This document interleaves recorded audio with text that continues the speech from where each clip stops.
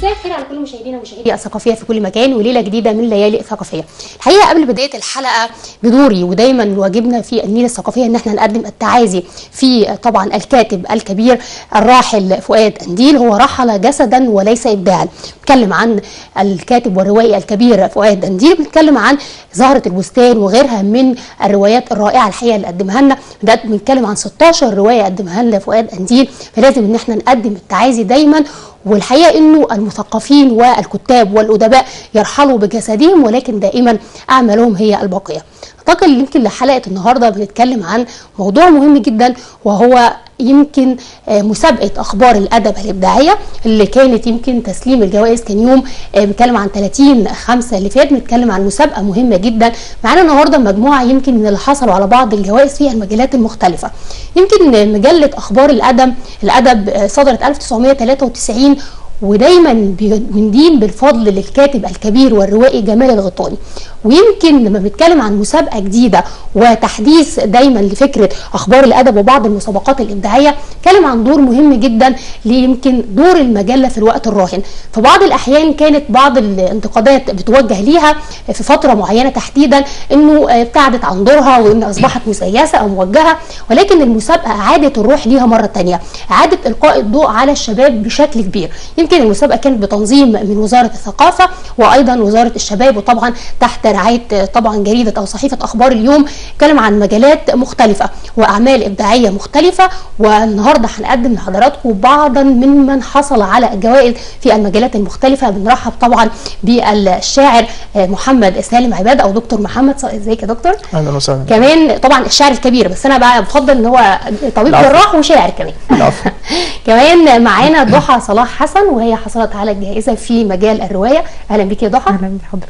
في البدايه عايزه راي حضرتك في المسابقه، وفكره ازاي ننقل المسابقه من كونها ان احنا بنحصل على جوائز لفكره انه تطبيق او انه اخبار اليوم وتحديدا اخبار الادب تتبنى هذه الجوائز بشكل كبير. والله اتصور انه اخبار الادب بتقوم بدورها الطبيعي جدا في الحقل الثقافي المصري. يعني جريده زي دي اتصور انها من الجرايد اللي شكلت وعي اكتر من جيل الحقيقه، من بدايه صدورها من سنه 93 لحد دلوقتي. يعني انا متذكر، ما زلت متذكر لحد دلوقتي في منتصف التسعينيات اعتقد انه اخبار الادب كانت واحده من الروافد المهمه لتكوين وعي فعلا. يعني لما اخبار الادب تنظم مسابقه زي ده فده حاجه متوقعه منها. يعني ازاي بقى ننقل ده لمساله رعايه المواهب او ما شابه. اتصور انه مفيش كتير يعني ممكن يتقال في ده غير مثلا فتح صفحات الجريده لابداعات الناس يعني. طيب وده حصل بالفعل. صحيح. الديوان الخاص بحضرتك طبعا اللي فاز بالجائزه عن الشعر العاميه وهو ديوان دروس في العربي، مقدمه عن هذا الديوان وقدمته ازاي في المسابقه؟ تمام. هو الديوان مبدئيا اكتمل بالنسبه لي في 2012. هو الديوان مقسم لثلاث اقسام: دروس او شويه دروس وفسحه وبقيه الدروس. الدروس مبنيه على تنصات مع عناوين موضوعات في كتاب الخصائص لأبي الفتح عثمان بن جني اللي هو يعتبر فيلسوف اللغه العربيه الاول. نعم. الفسحه دي عباره عن موضوعات او يعني قصايد كانت مكتوبه من قبل كده، من 2005 تقريبا لحد 2008، وكان جزء منها يفترض صدوره مع الديوان الاول اللي صدر لي، اللي هو اول كتاب صدر لي على الاطلاق، اللي هو ديوان هنجراني في 2008. لكن لظروف النشر وقتئذ يعني تاجل نشر مجموعه القصايد دي. حضرتك لي 7 دواوين شعريه ما بين الفصحى والعاميه يعني. ده حقيقي. طيب اسالك ضحى، يمكن انت طبعا حصلتي على جائزه في الروايه، كلمينا عن الروايه اللي فازت بالجائزه وتفاصيل هذه الروايه وكيف تقدمتي للمسابقه. هو التقدم للمسابقه يعني كان جه بالصدفه، لان صديقه ليا جابت لي العدد، لان انا ما كنتش عارفه الاقيه لان هو فيه الكوبون، فهي جابته لي حتى من الزقازيق. وبعد ما جابته انا ما كنت مكسله ان انا اقدم، قلت عادي ممكن المسابقه يعني الروايه بتاعتي ممكن ما تبقاش قويه قوي ان هي تفوز في المسابقه، بس ما رضيتش ان انا اخذل حد يعني جاب لي الجريده. فتقدمت في اخر يوم وما كانش في دماغي خالص وما كنتش عارفه امتى ممكن النتائج تعلن، بس فوجئت ان هم كلموني وقالوا لي ان انا فزت. كان شعورك بقى لما سمعتي؟ انا ما كنتش مصدقه انا لحد دلوقتي يعني نسبه كبيره مني مش مصدقه ان انا فزت بالجائزه.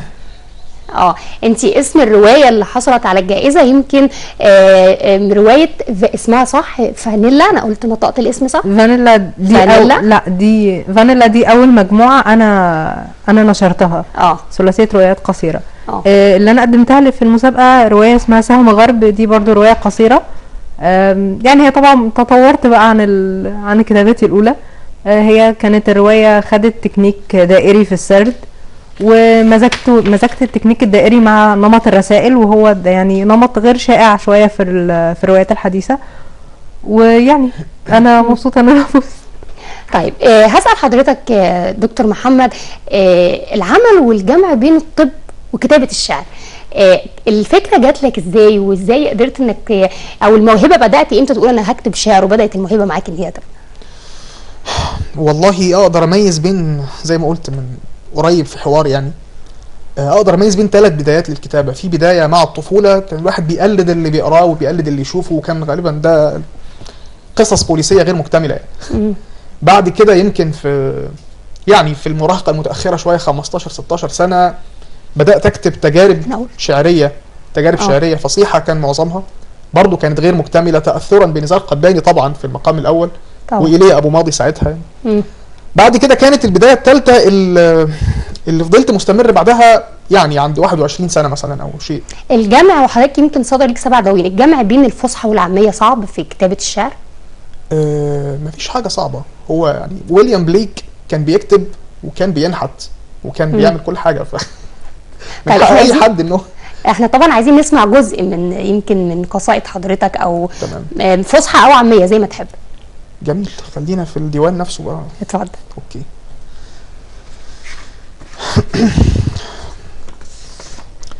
طيب خلينا نقول التجربة الافتتاحية في الديوان اسمها الكلام والقول.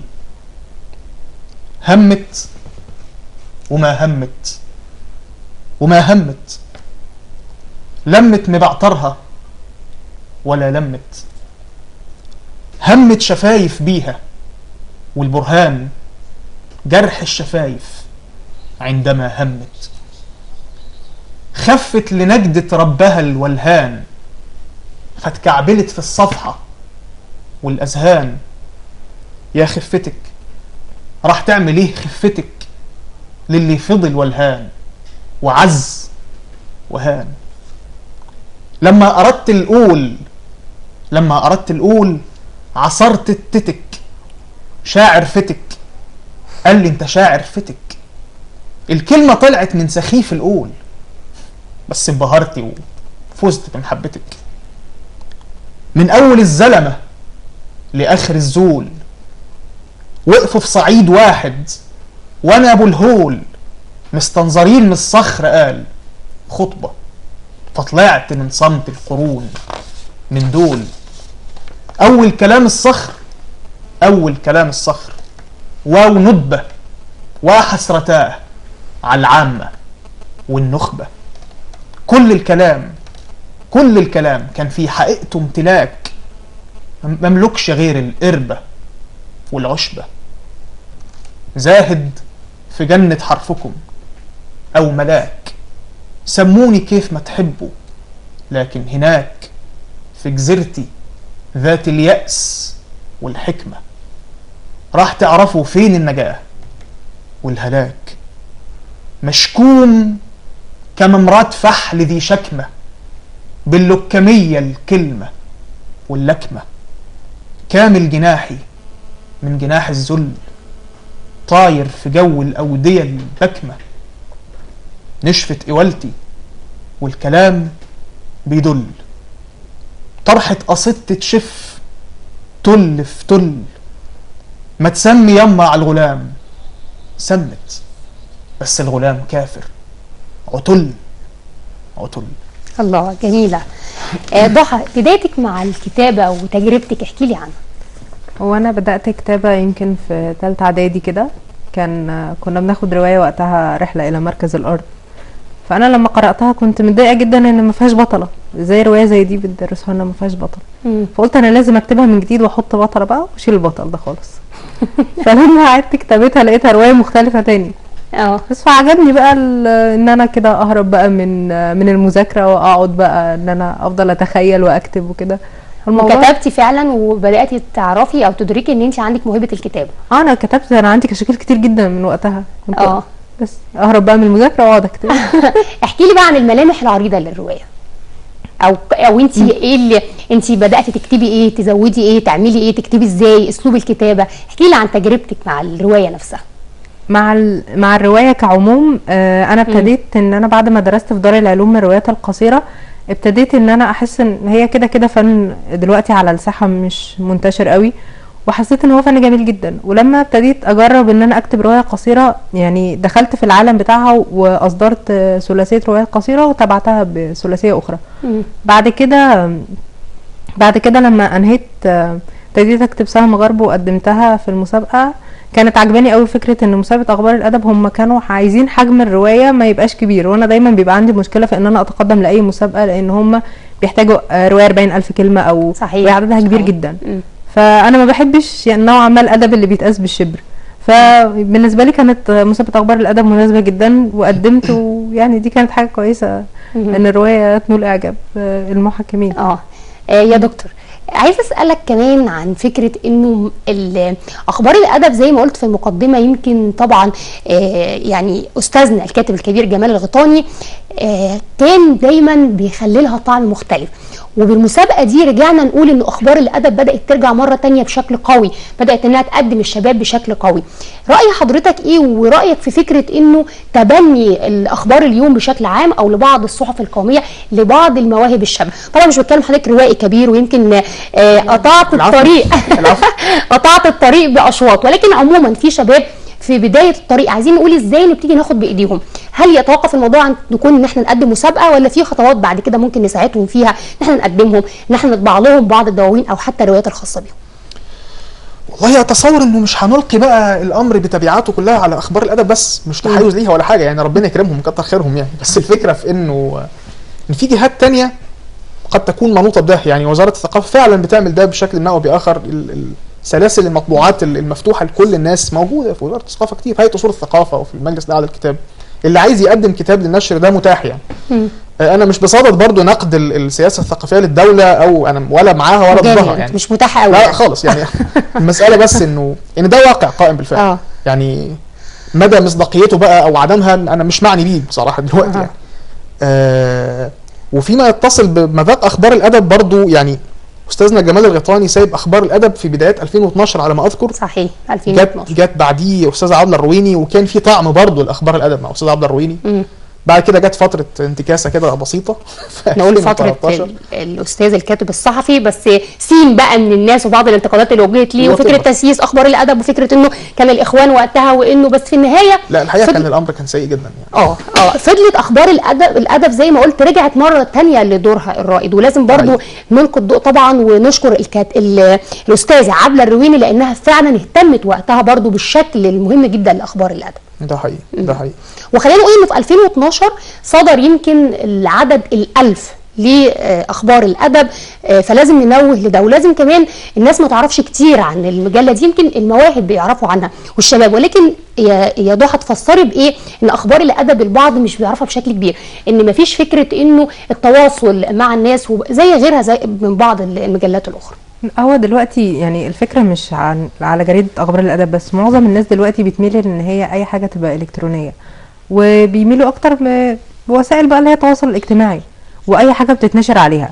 فبالنسبه يعني انا كواحده مثلا ممكن اعدي على الجرايد مثلا ما يلفتش نظري فيها ولا جريده. فهي الامر ليه علاقه بس بيكون ان الناس دلوقتي بتميل للحاجات الالكترونيه والمتاحه بسرعه اكتر. طيب عايزه برضو ارجع لسهم غرب واهم الملامح العريضه للروايه، كلميني عنها. هي عموما بتحكي عن بطله، هي يعتبر نشأت في، يعني هي بطله مصريه سنها صغير، بتحكي تجربتها مع، يعني هي الروايه مقسمه لثلاثه اشتهاءات، بتحكي في كل اشتهاء منه عن مرحله الطفوله وبعدين المراهقه وبعدين مرحله اللي هي الشباب بتاعتها، وبتحكي ازاي ان هي نشأت في المجتمع المصري والاشياء اللي كانت بتتعرض ليها بقى من سواء تحرشات او ضغوطات من العائله، والاوقات اللي كانت بتحس فيها ان هي وحيده وازاي كانت بتهرب من الموضوع ده. فهي كانت زي اي امراه مصريه، اي كبت بتتعرض له او اي اضطهاد كانت كل اللي بتعمله ان هي بتجيب الاكل وتقعد تاكل وتتفرج على اي حاجه. كانت كل ده اللي بتعمله. بس فهي دي الملامح العريضه للروايه. طيب دروس في العربي يا دكتور حمادي، ليه اخترت الاسم ده لعنوان الديوان؟ لانها دروس في العربي فعلا بشكل ما او باخر، يعني على مستوى عناوين التجارب الشعريه المحتواه يعني، او الدروس الموجوده، الكلام والقول، المضطرد والشاذ، السماع والقياس، حاجات لها علاقه بفلسفه اللغه، فضلا عن النعت والمنعوت، الحال، الجمله الاسميه. فهي فعليا هي دروس في العربي، بس هي دروس في العربي منعكسه على ذاتي بشكل ما او باخر يعني. يعني انا في النهايه منطلق من فردانيتي، فانا بعبر عن نفسي من خلال اللي انا بكتبه. طيب نسمع جزء كمان من دروس في العربي او غيره. خلينا مثلا نقول درس برضه كده عشان يتضح الامر شويه يعني. ثانيه واحده. مثلا المضاف والمضاف اليه. قطرة عرق من ظهر كف الرب، هي انا جاي في قصيده صب، لو تيجي توزنها تجور تتخسك، عشان كده الميزان حرن ما طب. يا أنت ما غرك بمن هندسك، سرحان في فكرة مستحيل تتمسك، الشك نابت جوه قلب جنين مولود في برنس من زهور الحسك. لفت على رقبتي الحاجات تعابين، المال وهن وشهرتي والبنين، ضحيت بحبة لأجل راضي الأخر، قدمت مالي والبنين قرابين. يا حرمجي يا حرمجي يا أبو النظر مفتخر، يا أبو الدراع قوس الهوى المدخر، السوس نخر فيك وانت داير تبوس، كل الشفايف قالت السوس نخر. يا شاعر الصيت يا مقام العبوس، هوى المضاف إليه مضاف في كابوس، استفرغوا شعري ده لحم الضب، خلوني أخرج من جسد ملبوس، خلوني أخرج من جسد ملبوس، قطرة عرق من ظهر كف الرب. جميلة. ضحى، انت في 2009 يمكن حصلتي على جائزة اللجنة الثقافية، يمكن ده في اتحاد طلاب في الجامعة، وكمان انت كان ليك يمكن تجربة نشر من خلال طبعا ثلاثية روايات قصيرة اللي اتكلمنا عنها في المقدمة. عايزة تتكلمين عن ازاي بتقوي موهبتك، بتقري لمين، ازاي انت بتكتبي نوع او لون من الفنون الصعب، الرواية بشكلها المتعارف عليه كتابة صعبة، بتعملي ايه، والمقومات والمكونات الثقافية اللي بتعتمدي عليها؟ هو انا عموما دراستي في دار العلوم، يعني انا قبل ما ادخل دار العلوم انا كنت بكتب، بس دراستي للادب وان انا كنت محاطه بجو من اساتذه الادب ده كان ليه اثر كبير قوي في كتابتي. غير دراسه النقد والادب، انا كمان المفروض يعني كنت بقرا لناس يعتبر يعني اهم حاجه ككاتب ان انت ما تقراش زي ما باقي الناس بيقرأوا. في كاتب ياباني اسمه هاروكي موراكامي كان بيقول ان انت لو قرأت زي يعني الكتب اللي بيقرأها كل الناس هينتهي بيك ان انت تبقى بتكتب زي باقي الناس ما بتكتب، مش هتبقى شخص مميز ابدا. فانا كنت بحب دايما ان انا اقرأ، بتجه للادب الاسيوي، وحتى البطلة في رواية سهم غرب هي متجهة عموما لمشاهدة المسلسلات الاسيوية، والجانب ده انا شايفاه ان هو كان بالنسبة لنا حضارة مغلقة عمرنا ما دخلنا لها. الروايات الكورية والصينية واليابانية كل الحاجات دي بالنسبة لنا عالم مغلق، فإن أنا ابتديت أقرأ فيها ده فتح لي أبواب كتيرة قوي. ورسول القمر دي كمان رواية أنت كتبتيها؟ رواية فانتازية برضو تأثرت فيها بالعالم بتاع. سنك صغير على الكتابة دي، انت عندك كام سنة يعني؟ 16. سنك صغير يعني انت تكتبي ويبقى لك روايات حتى ولو بشكل بداية، فده جيد جدا. كمان يمكن اصدرتي كتاب الكتروني ساخر بعنوان شياطين كيوكو. يعني ايه؟ هو ده كان مسلسل كرتوني ياباني كده، كانت هي واحده كانت بتقدم كل حاجه لحبيبها، بس هو في الاخر يعني خد كل حاجه ورماها. فهي ابتدت ان هي بقى تشتغل على نفسها علشان تتألق وتنتقم منه. بس لما كان سيرة حبيبها ده كانت بتيجي كان بيطلع منها شياطين كتير كده. فانا كتبت كتاب على ساخر. في طبعا عندنا الكتب بتاعت الرجال من المريخ والنساء من الزهرة، فانا حبيت ان انا اتريق على نوعية الكتب دي، فعملت كتاب ساخر اللي هو شياطين كيوكو ده، اللي هو لو انت عايزة توقعي واحد في 5 خطوات، لو انت عايزة ترجعي حبيبك في 5 خطوات. واخداه بشكل ساخر بتريق على النوعية دي من الكتب، وحاطه اقتباسات من المسلسل. انت متأثرة بالادب الاسيوي او قريتي اكتر في هو انا طبعا قريت ادب اسيوي يعني في الفتره الاخيره، قرات فيه كتير، بس طبعا انا يعني ده ما يمنعش ان انا بحب الادب العربي جدا. يعني انا متاثره جدا برضو بكتابات ابراهيم الكوني، بالنسبه لي مثل اعلى في الكتابه. ويعني انا بتمنى ان انا اصل كده لجزء صغير بسيط منه، ده ابي الروحي يعني. دروس في العربي ده يمكن كان عن ديوان عامي، وده اللي حضرتك حصلت بيه على المركز الاول في الشعر. التاني الاول محمود البنا. ده محمود الافتتاحيه معموله، ده احنا لسه دوره جاي بعد الفاصل. عايز اسال حضرتك عن فكره انك تقدم ديوان بالعاميه مش بالفصحى.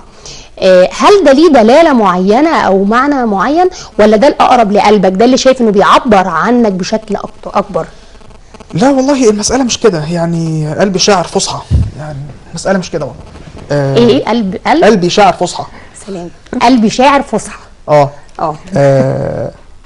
المساله متعلقه بانه الديوان جاهز ببساطه. الديوان جاهز من 2012 وفي فرصه قدامه، ف ليه لا يعني؟ بس الموضوع ابسط من كده بكتير الحقيقه. فهو اللي فضلت انك تدخل بيه المسابقه. بالظبط.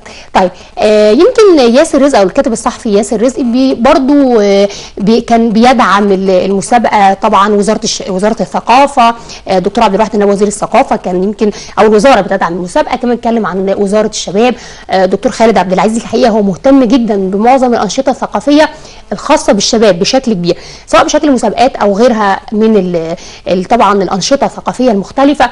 رايك في التعاون ده، ورايك في مثل هذه المسابقات او الشكل ده للمسابقات الفنيه والثقافيه؟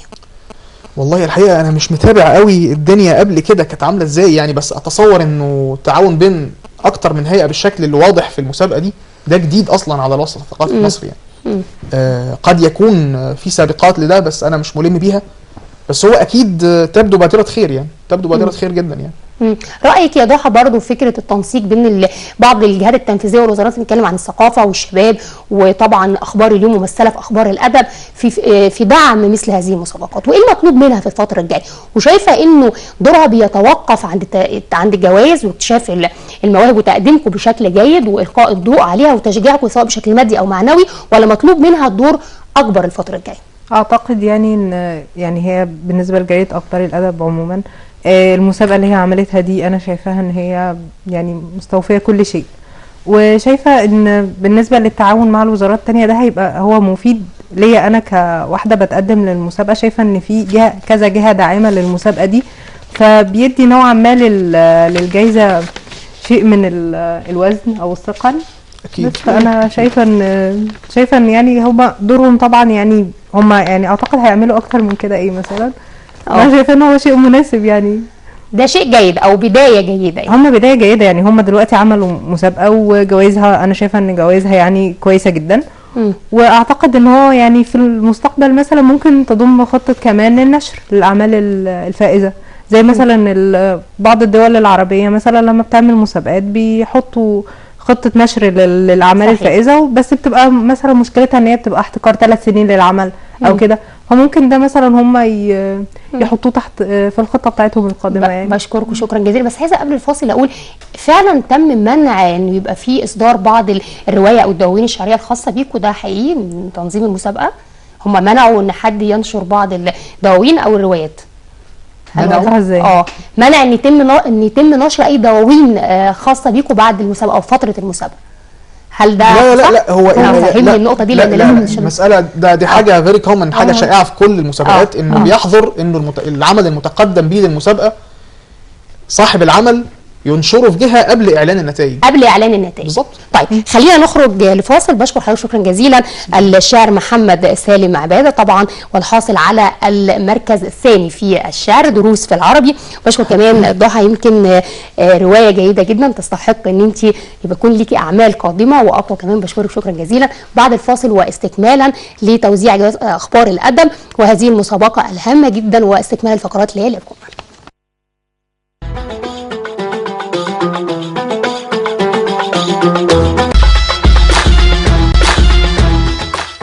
لسه مكملين مع حضراتكم مشاهدينا، يمكن توزيع جوائز اخبار اليوم وتحديدا اخبار الادب في بعض المجالات المختلفه.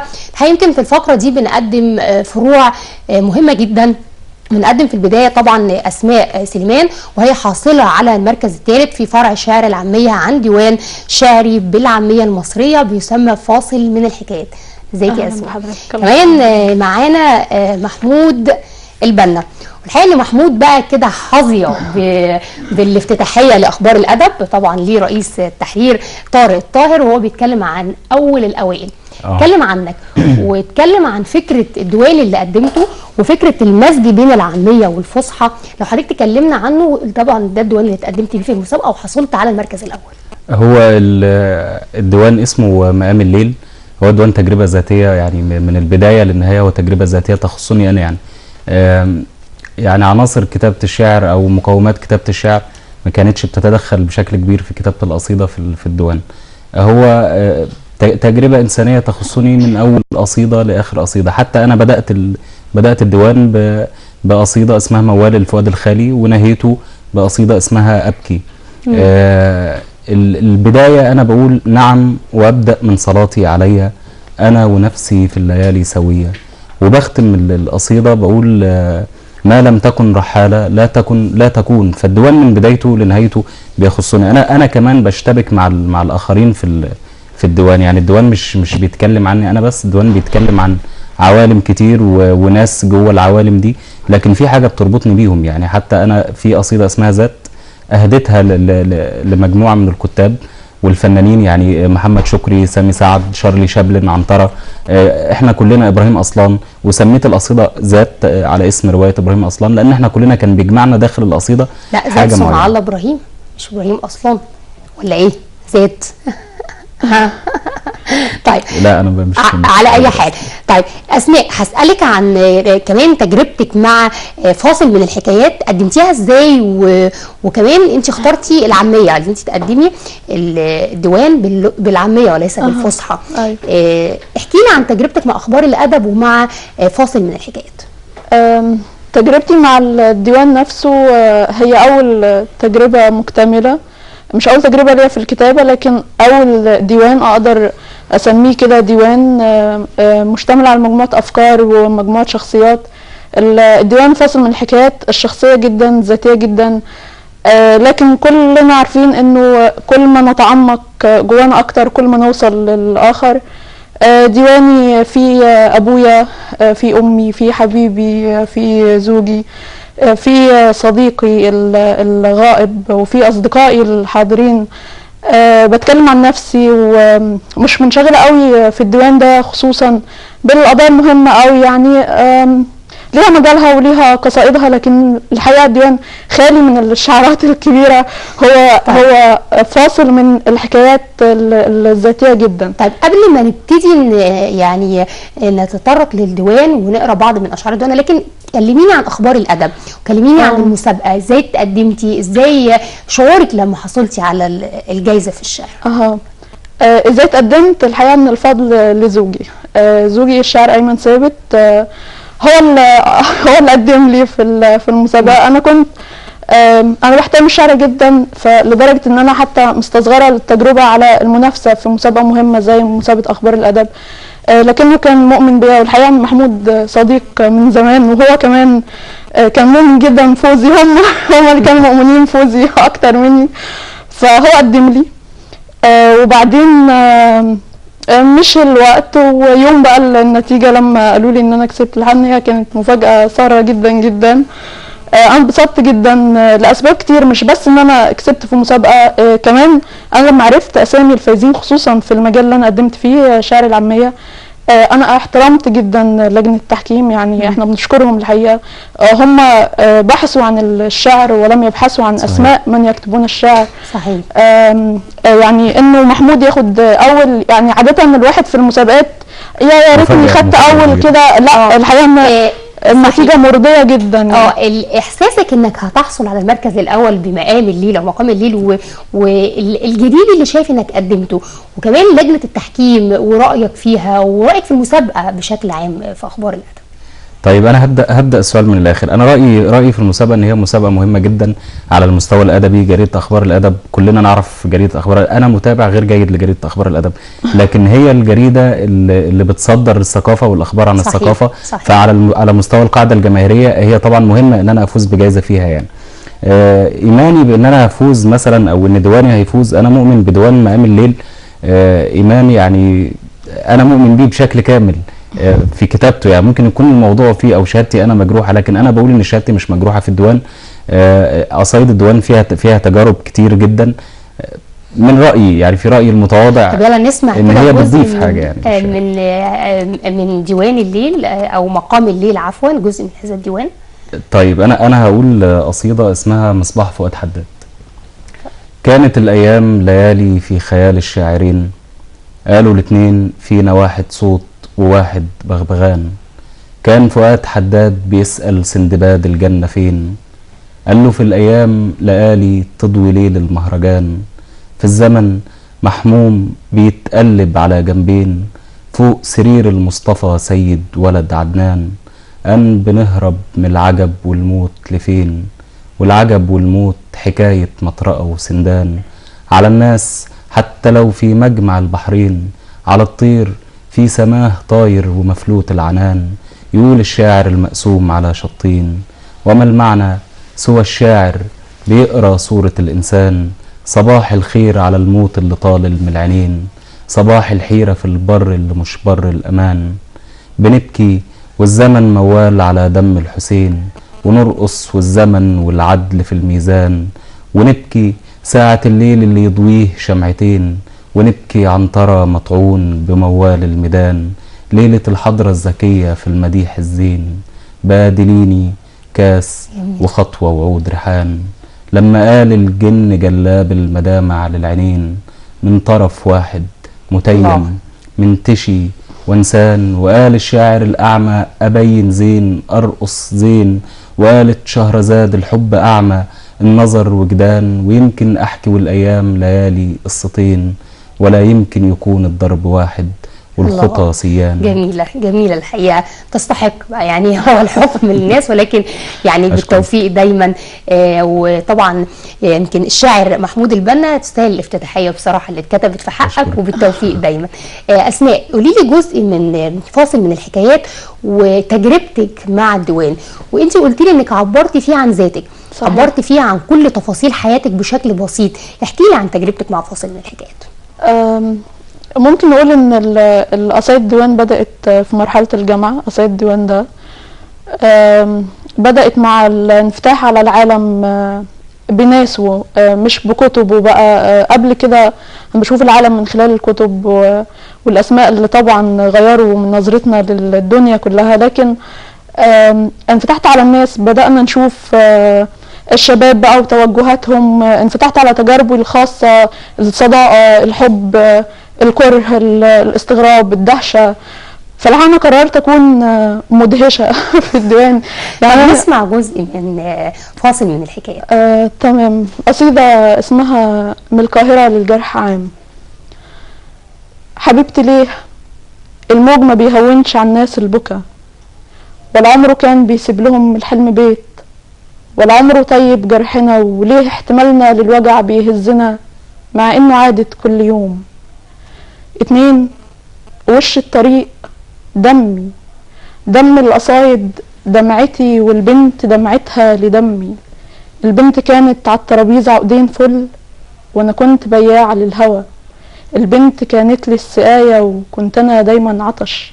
البنت كان توبها حرير، وكفوفي كانت من تراب. سبتيني ليه بس احضنك، سبتيني ليه. 3 ندخل بلاد الله يدخلنا غيب، نزرع ضميرنا في السكك تسقينا ليل كل المدن، نفس السكك نزرعها شوق فتشدنا لبنت السحاب لبلاد جديدة بترفض الواد الطهور، بتميل على كتفي الضفاير برتعش، بتميل فبستسلم وانا لساي خام، طعم البنات في القاهرة سكر زيادة وانا حالي مر فبشتهي المشي البطيء بين البيوت، على كل باب حرفين وسهم وعين بتبكي ودم راسم قلبهم فرعين شجر في بلاد خريف، كل الفصول وقفت هنا تورق قصايد وانتظار، وانا كنت قافل كفي على الليل الغميق، لبست خضرها وابتدت بيا التاريخ، فكتبت بحروف القصايد دمها الواد خراب، تسكت فيسكت للنغم ضحك البنات، ترجع تقف كل الفصول وانا كان بقالي سنة معيطتش. الله، جميلة. اشكرك. الشاعر محمود البنا، يمكن عايز اسالك كمان عن فكره الشعر ورؤيتك ان في الفتره الاخيره الحقيقه ظهر كتير من الشعراء سواء العاميه او الفصحى، مدارس مختلفه ومسابقات مختلفه وجوائز مختلفه وكتيره الحقيقه. ازاي ممكن في ظل المناخ اللي بنشهده ان احنا يبقى عندنا افراز شعراء بجد، شعراء بيعبروا عن الناس وليهم تجربه شعريه حقيقيه؟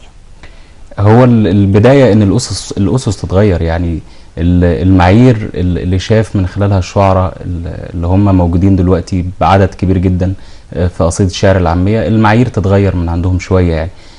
طبعا العيب او المشكلة مش عندهم من البداية، المشكلة عند المؤسسات الثقافية او عند البدايات اللي بيبدأ منها الشعر طريقه يعني ان ما كانش فيه مجموعة مثلا في الجامعة، ان ما كانش فيه مجموعة بعد مرحلة الجامعة، مجموعة ثقافية مثلا ايا كانت بقى، حكومية او كانت مؤسسات خاصة، تهتم كويس بان هي تفرز اصوات حقيقية وتكون جادة على المستوى الفني مش على المستوى التجاري، فالموضوع هنا هيفرق يعني، وهنقدر ان احنا نفرز او يبقى عندنا اكتر من شاعر قادر ان هو يقدم قصيدة جادة وقصيدة مهمة يعني. المسؤولية هنا برضو منوط بيها الشاعر نفسه اللي بيكتب القصيدة. الشاعر لازم يبقى صاحب تجربة جادة، لازم ما يستسهلش، لازم يكون عنده صبر على قصيدته. الصبر ده مش قصدي بيه سنة او سنتين، رحلة طويلة مع القصيدة لحد ما يوصل للشكل اللي هو يكون حاسس بالاحترام وهو بيقدم قصيدته. رحلتك بدأت ازاي مع القصيدة او مع الشعر والمكونات الثقافية الخاصة بيك او المكونات الشعرية، انك تخرج قصيدة بشكل جيد، مكونات والتجربة كمان الشعرية مهمة جدا انك تعبر بيها في القصيدة، ولو اتكلمنا عن مقام الليل او حتى باقي القصائد. الشعر بشكل عام يعني او المنتج الشعري اللي اتقدم في ديوانين، الموضوع بالنسبة لي انا بدأ من عند الجامعة، يعني انا بكتب من قبل الجامعة. لما دخلت الجامعة في السنة الاولى انا جبت لهم ورق قد كده يعني علشان نعمله في نادي الادب. اسماء كانت معايا برضه في نادي ادب جامعه الزقازيق. كل الورق ده مش شعر يعني، كل الورق ده بيقول ان في ارهاصات شعر يعني، بس التجربه الحقيقيه او البدايه الحقيقيه كانت، انا قلت الكلام ده ان هو كانت من خلال مصادفه بالشاعر ايمن ثابت. هو كسب الجائزه المركزيه السنه اللي فاتت. انا اول ما قابلت ايمن كنت قاري قصيده لايمن قبل كده، كان لقائي الاول كان فيه مصادفه غريبه، لكن هو ايمن هو كان عامل مهم جدا في البدايه، ان هو وجهني يعني، قال لي كلمه انا هفضل متذكرها يعني طول عمري، ان القرايه هي المعلم الاول. صحيح. فانا بقيت من بعد الكلمه انا بدور على اي كتاب حتى لو الكتاب وحش، لو انا قريت الكتاب من بدايته والكتاب وحش لازم الكتاب ينتهي. صحيح. فالقرايه هي المعلم الوحيد، وانا بقول لاي شاعر ان هو ما يدورش على الطريق المختصر او يسال حد جرب مع الشعر ويقول له انت وصلت كده ازاي. هو يجرب ويعمل كل حاجه يعني، كل حاجه ممكن تتخيل يعني، ان الواحد يقرا يروح محافظات تانية، ينفتح على العالم بشكل كامل. اديتني يمكن مدخل للسؤال المهم جدا اللي عايز اساله الاسماء، فكره الثقافه الجماهيريه. وانا ملاحظه انه او يمكن يعني بشهاده الشاهد انه الحقيقه اخبار الادب اهتمت بالاقاليم واهتمت بالثقافه الجماهيريه واهتمت بالخروج عن فكره المركزيه في الثقافه. صحيح. ان المواهب تكون من داخل الاطار او من داخل الاقليم، سواء القاهره او اسكندريه او القاهره الكبرى بشكل اساسي. كلمينا عن الثقافه الجماهيريه في اطار المواهب المقدمه في اخبار الادب، خصوصا تكلموا عن الشرقيه وعن الدقهليه، محافظات مختلفه. صحيح. او فكره طبعا في اطار الاهتمام بالثقافه الجماهيريه بشكل عام. هو احنا متابعين لاخبار الادب عشان كده عرفنا المسابقه، لكن اخبار الادب كجريده الحقيقه هي بتنشر لناس كتير شباب، وشباب واعيين الحقيقه. وحتى هي لما عملت مسابقتها اختيارها في المجالات الاربعه، او يعني انا اتفاجئت والله بالاختيارات، اللهم الا مجال الفصحى الحقيقه انا ليا تحفظ كبير عليه. هم استبعدوا تماما القصيده الموزونه وانا شايفه ان ده حاجه غريبه جدا، واختاروا ان ال3 مراكز تروح لقصيده النثر. هم اصدقائنا بالمناسبه، لكن يعني انا كنت افضل ان يبقى في قصائد موزونه، خصوصا ان اللجنه اللي حكمت كانت بتكتب افرادها، يعني كانوا بيكتبوا قصيده موزونه تقليديه وبعد كده اتجهوا لقصيده النثر، فهم الحقيقه غلبوا في نتيجه المسابقه قصيده النثر، لكن لا حرج اذا كانت بتكشف مواهب جديده. الثقافه الجماهيريه للاسف المؤسسات الثقافيه في مصر احنا بنحترم اخبار الادب جدا، الا ان باقي المؤسسات لا تلقي بالا للكلمه، يعني حتى دور النشر العامه بتاعه الدوله احنا مش لاقيينها. يعني احنا بنقدم دواوين وكتب عشان تنشر في هيئات مختلفه، مفيش ما بتقدرش تنافس دور النشر الخاصه اللي بتدور على التجاره والمكسب، وللاسف بيقدموا ثقافه ليها يمكن معايير اخرى بعضها وليس صحيح باجمعها غير الشعر وغير المحتوى الجيد والتجربه الشعريه. صحيح. هي مؤسسات تجاريه في الاول وفي الاخر، يعني بتدور على الربح، يعني لا يعنيها هي هتنشر ايه طالما هيحقق لها ربح كبير. واظن الفتره اللي فاتت شهدت يعني اكتر من حد والاعلام اتكلم عن تجاربهم، يعني ازاي دول يبقوا على الساحه. فاحنا ان شاء الله بنامل انطلاقا من مسابقه اخبار الادب انه المؤسسه اخبار اليوم كلها والمؤسسات الصحفيه والثقافيه في مصر ترعانا وترعى اصحاب الكلمه الحقيقيين، يعني وفعلا تلتفت للشعر ولا تلتفت الى الشعراء. صحيح. نظرا لاهميه النقطه دي او المحور ده هسال حضرتك في تاني استاذ محمود، فكره الثقافه الجماهيريه وان انتوا قدمتوا تجربه شعريه قدمتوها من الاقاليم، كانت بدايتكم كانت نشأتكم كانت تجربتكم يمكن تجربه فريده ومختلفه ومتميزه وقدمتوها بشكل جيد وتبنتها اخبار الادب، ومش بس كده حصلتوا على جوائز في مراكز مختلفه، يمكن نتكلم عن الاول والثاني. احكي لي عن فكره ثقافه جماهيريه وفكره الخروج من محورة او ان احنا التمركز او مركزيه الثقافه والفن في نطاق معين او في شكل معين. هي فكره مركزيه الادب هي يعني مشكله كبيره جدا، يمكن ليها حلول لكن حلولها صعبه يعني. صحيح. يعني ممكن توصل لدرجه الاستحاله في ان احنا نحل موضوع مركزيه الادب. القاهره وسط ادبي طارد مش جاذب للشعراء، لذلك انا محظوظ ان انا موجود في الاقاليم. احنا في الاقاليم الموضوع مختلف، يعني اظن ان ده حاصل في اكتر من اقليم. انا مش عايز الموضوع يتحل، عايز المشكله تظل كما هي، لان الاقاليم طول ما المشكله موجوده طول ما الاقاليم بيقدموا شعراء. صحيح انا ليا وجهه نظر مختلفه خالص. انا ليا اصدقاء، انا مش عايز المشكله تتحل، انا ليا اصدقاء شعراء على قدر كبير جدا من الابداع موجودين في القاهره. انا زعلان يعني ان هم موجودين في وسط او موجودين في وسط مجموعه بتخرج منهم او بتبعدهم عن فكره الشعر. احنا موجودين هناك قاعدين مع الطبيعه، مع المكان الفاضي، قاعدين مع نفسنا، مع التجارب الفرديه، منشغلين بس بالكتابه، ما فيش اي انشغال بالجمهور او القاعده الجماهيريه. الثقافه الجماهيريه كمؤسسه ما بتعملش اي حاجه يعني. صحيح. وانا عايزها برضو ما تعملش اي حاجه برضو. برضو وجهه النظر الغريبه دي. لا انا شايف ان يعني تجربه اي شاعر بتبدا منه وبتنتهي منه. صحيح. يعني اي شاعر حقيقي وخليني اقول لك الموهبه بتفرض نفسها. نتكلم بقى عن الاقاليم، نتكلم عن القاهره، وده اللي حصل في المسابقه غيرها من صحيح. وزي ما قلنا المسابقه قدمت المحتوى الجيد والكلمه الجيده والشعر الجيد، ما نظروش قد لجنه التحكيم، يمكن ما تطرقتش لمين الشعر قد ما ايه المحتوى اللي بيقدمه. صحيح. اسماء يلا بقى نقول شعر كمان، انت يمكن فاصل من الحكايات او غيره لو حابه. لا من الديوان برضو الحقيقه وجودي هنا فرصه مهمه جدا، لاني اقول قصيده عن ابويا انا بحييه جدا. اي نجاح لينا انا او اخواتي فهو نجاح لحضرتك ولامي رفيقه الدرب. يعني هو كان اصيب بوعكه صحيه كده من كام سنه الحقيقه، والقصيده دي اتكتبت لحد ما هو تعافى.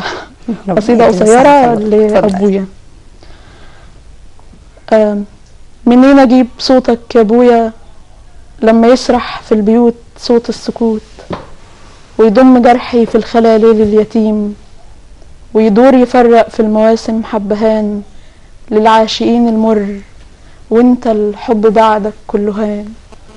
المسنودين جدران شارعنا بندهتك، بعدك كما حبات عنب زي البكا راح تنفرط، وقلوب ولادك وامهم ازاي هتقبل تنبري.